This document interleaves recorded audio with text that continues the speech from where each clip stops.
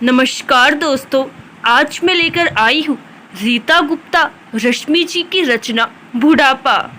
नवीन और दिनेश दोनों बचपन के दोस्त थे। दोनों पढ़ने में अव्वल, दोनों में प्रतिस्पर्धा रहती कि फर्स्ट कौन आएगा, लेकिन प्रतिस्पर्धा अपनी जगह और दोनों की दोस्ती अपनी जगह। बीए तक दोनों साथ साथ पढ़े। नवीन महत्वाकांक्षी होने के कारण एमए करने चला गया, जबकि दिनेश संतोष प्रवृत्ति का होने के कारण उसने अपने पिता के बिजनेस को संभाला।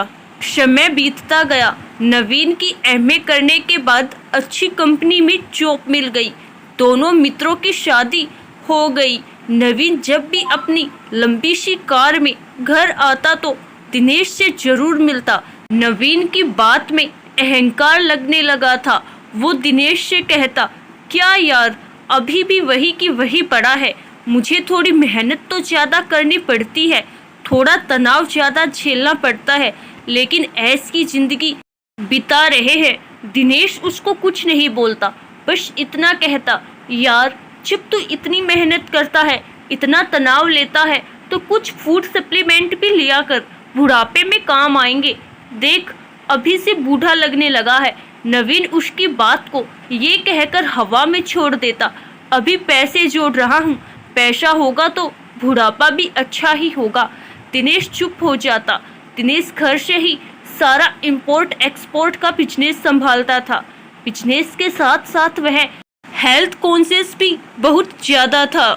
इसी कारण वह मॉर्निंग वॉक, योगा भी किया करता था। साथ में कुछ फूड सप्लीमेंट को भी उसने अपनी खुराक में शामिल किया हुआ था। समय अपनी गति से आगे बढ़ रहा था। 10 साल गुजर चुके थे। नवीन का दिनेश से मिलना नहीं हो पाया। 65 साल के आसपास उम्र थी दोनों की। एक दिन दिनेश के पास नवीन का फ़ोन आया। उसने दोस्त को अपने बेटे की शादी में आने का निमंत्रण दिया था। दिनेश खुश था, चलो शादी के बहाने अपने दोस्त से मिलना तो हो जाएगा। शादी के एक दिन पहले ही दिनेश नवीन के घर पहुंच गया। नवीन के घर पहुंचते ही जब उसने डोरबेल बजाई तो नवीन की पत्नी ने गेट खोला। दिनेश को देखकर वह उसे देखते ही रह गई। फिर मजाक करते हुए बोली, क्यों भाई साहब, क्या खा रहे हो आजकल? लगता ही नहीं कि आप नवीन के हम उम्र हैं। तभी नवीन भी लाठी टेकते हुए आ पहुंचा। नवीन की जर्जर काया देखकर दिनेश हैरान रह गया। उसने हैरत से पूछा, तुझे क्या हो गया नवीन, बीमार है क्या? यह क्या हाल बना रखा है तूने अपना? दिनेश की आंखों में आंसू आ गए। वह दिनेश का हाथ पकड़कर अपने कमरे में ले गया। दिनेश उसका कमरा देखकर अचंभित हो गया। इतना आलीशान मकान बनाया इसने अपने, और अब छोटे से कमरे में। नवीन ने दिनेश को अपने साथ अपने पलंग पर बैठा लिया और फिर उसका हाथ पकड़कर बच्चों के समान रोने लगा। दिनेश ने कुछ देर उसको रोने दिया। थोड़ी देर बाद नवीन ने खुद बोलना शुरू कर दिया और कहने लगा, यार मैंने तेरी बात नहीं मानी। अगर तेरी बात मान लेता तो आज जिल्लत भरी जिंदगी नहीं जी रहा होता।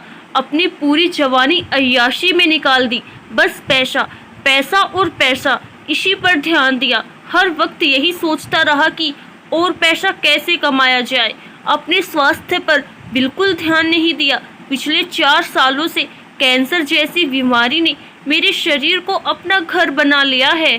अमेरिका तक इसका इलाज करवा लिया। अब तो डॉक्टर ने भी हाथ खड़े कर दिए। सारी पूंजी खत्म हो गई। घर वाले भी दुत्कारते हैं, देखना मेरे लिए कितना अच्छा कमरा बनवाया था, अब बेटे ने उस पर अपना कब्जा जमा लिया है। दिनेश हंस परबसा बैठा उसकी बातें सुन रहा था। फिर उसने कहा, चल यार, यह शादी हो जाने दे, फिर तू मेरे साथ चलना, वहाँ हम दोनों मस्ती से रहेंगे। नवीन होले से हंस दिया। शादी के बाद दिनेश नवीन को अपने साथ अपने घर ले गया। दिनेश की पत्नी, उसकी बहू ने नवीन का जोरदार वेलकम किया। दिनेश के परिवार को देखकर नवीन आश्चर्यचकित था। कितना मेल जोल, कितना भाईचारा था आपस में। दिनेश को भरपूर सम्मान मिलता देख उसे अपना घर याद आ गया, जहाँ सभी लोग उसे तिरस्कार करते रहते थे। दिनेश ने नवीन की दिनचर्या बदली, कुछ फूड सप्लीमेंट भी उसको देने शुरू कर दिए। 2 महीने में ही नवीन की हालत में सुधार आना शुरू हो गया। एक रात बात करते वक्त नवीन ने दिनेश से हंसकर पूछा, यार खुशहाल परिवार का राज क्या है, यह तो बता। तब दिनेश ने गंभीर होते हुए कहा, नवीन मैंने अपने स्वास्थ्य पर ध्यान दिया, पैसे से ज़्यादा तजुर्बा अपने स्वास्थ्य को दिया। मैं आज भी घर के सारे काम जैसे पहले करता था वैसे ही करता हूँ। बहू बेटे ने खूब कहा कि अब आप आराम करो, यह आपके काम करने के नहीं आराम करने के दिन है।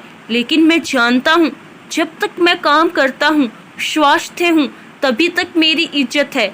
जिस दिन मैंने काम करना बंद कर दिया उसी दिन से मैं इन सब पर बोझ बन जाऊंगा, मेरा मान कम हो जाएगा। नवीन हंस पड़ा और बोला, यानी जवानी में ही अपने बुढ़ापे का इंतजाम कर लिया था।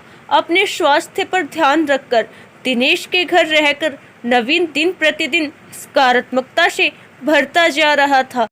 लगभग 6 महीने दिनेश के घर के लोगों के साथ रहने के बाद जब नवीन अपने घर गया तो सकारात्मकता से भरा हुआ था। उसका स्वास्थ्य भी अब कुछ ठीक हो गया था।